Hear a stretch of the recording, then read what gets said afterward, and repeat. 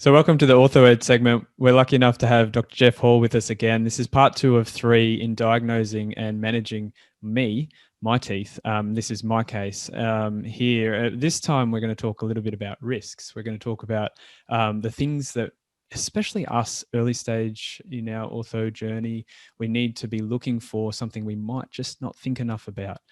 Using my case as an example, but Jeff will go through a bunch of risks that we've got to think about. So welcome again, Jeff. Thanks for joining us. Thank you, David. It's a pleasure as always. So there's a few risks. You mentioned some in the last one. What risk are you looking at in my case? Okay. The risks I'm looking at, obviously, the first risk is obviously the recession that is associated with your 3-2. And so we've got to be very careful with any type of expansion that's going to occur in that area. And one of the things that we're going to talk about is the staging of treatment. Too many people just look at the case from the beginning and the end. We've got to look at the staging, how they're moving the teeth. But let's go one step further. So if we look at one of the big risks that we talk about is the root position. And especially when you start dealing with aligner therapy, it's very difficult to move roots because aligners are like a URA in essence, where you've got pressure on the crowns of the teeth and it's very much easier to move the crown, but you need to move the root of the tooth as well. And if you don't get the root in the right position, the stability will be very compromised. So if we have a look at, so we've got this issue here with the lower left lateral. We've got with the upper right lateral, once again, you've got a little bit of a palatally positioned root there, and we've got to move that root across. The other parts that we need to look at, so when we look at the superimposition, and this is something people forget, they've done a lot of expansion in your case. So they've done a lot of expansion. So when we go into the lower arch, so once again they've done a fair bit of expansion. Now the question here is, or the comment is, this is what we call cartoon odontics.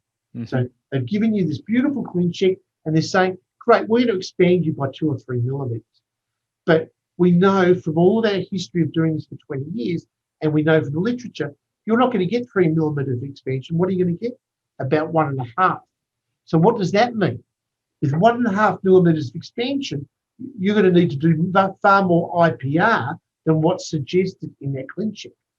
So if you're just going to go by the IPR that's suggested in the clean check, you're going to fail because you need to make space. So if we go ahead here, I'll just take off the superimposition for a second. And so can you see how what they're doing initially from a staging point of view, they're moving the anterior teeth forwards. And then you're going to do the IPR to move the teeth back. Yeah, so it's even more than, So up until stage 12, they're actually moving the anterior teeth forward, which is not incorrect in certain situations. But when you've got your recession and potential recession, you want to avoid that as much as possible.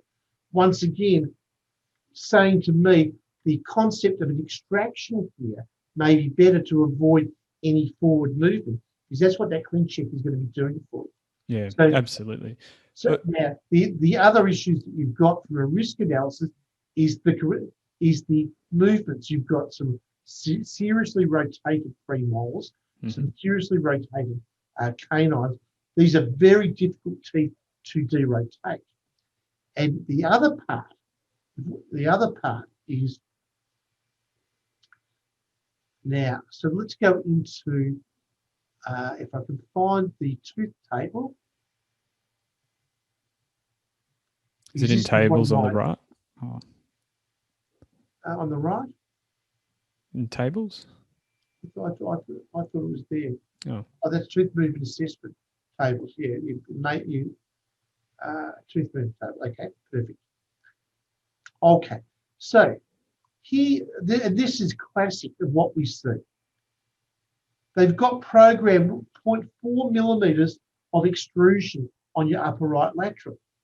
Now, Invisalign and every other company, they will not default to an attachment until 0.5 millimeters. So tell me how your tooth is going to extrude with 0.4 millimeters. Okay. I love the concept. It's like, all right, the plastic's just going to hold onto this round tooth and just, Exactly. yeah, it's magic. What makes it even worse is you've got some intrusion built into your upper central incisors. So what's the reciprocal effect when you intrude? Is the aligners are going to move out. Okay, so you're going to actually detract even worse. And I don't think there's a case that I would do today which wouldn't have horizontal attachments on your lateral incisors. Yep. And so a lot of these attachments that you've got here are not very adequate. Like your upper left 5, that is an attachment for root movement. You're not going to get your extrusion out of that. So a lot of these optimized attachments are very inefficient with the type of movements. And you've got to look at every tooth and every movement. So there's a lot of risk factor with regards to actually achieving the desired result. Yeah. Just look at this very quickly. It's going to be basically impossible for you to achieve that that result without some different attachment placed. I guess the summary here really is that when you're using aligners and looking at the diagnosis and setup on a ClinCheck or any other company, you are in control, and what they've shown you is cartoon odontics. There are major risks with just leaving things and not understanding things. One of the things I wanted to mention, because I know it's relevant for mine, I guess deciding on whether that 3-2 with the recession is going to come out to allow us space is something to think about. But then the wear I have on my teeth, in the front teeth, and the shape of my front centrals, meaning our final result may need some composite work or something. And we see this all the time, lining teeth up, and then you straighten things up and the teeth are not straight at all. It's not giving the patient what they want. What they need is alignment and some sort of restorative as well. I just want to point that out. Because that's, I think, very relevant. I think you hit the nail on the head. Totally, yeah. That we're one of the mantras that we teach in our course, which I think it's really appropriate, not just for aligner therapy, but everything you do in dentistry. Promise less and deliver more. Yeah. So all of these patients, when you start them, you have to explain to them that they may need some restorative dentistry, and if they don't, you look like a genius. Yeah. If you do, you're fine. Yeah. Spacing cases, for example, in my practice, I will tell every patient we may not be able to close all the spaces, but we'll redistribute them so they're going to be in a better situation for your final restorative build-up. I think that concept of promise less, deliver more will make your practicing life far, far better in everything you do. Absolutely. That crosses over into every single thing you do in dentistry, a crucial little tip. Well, I think that's a great little summary of the risks in my case. Thank you, Jeff, for sharing that with us and the OrthoEd segment. Obviously, if you want to learn more about this kind of stuff, Jeff runs OrthoEd. So there are courses. There is actually a discount through Dental Head Start as well. So, join me on that journey. Thanks, Jeff. Thanks, David.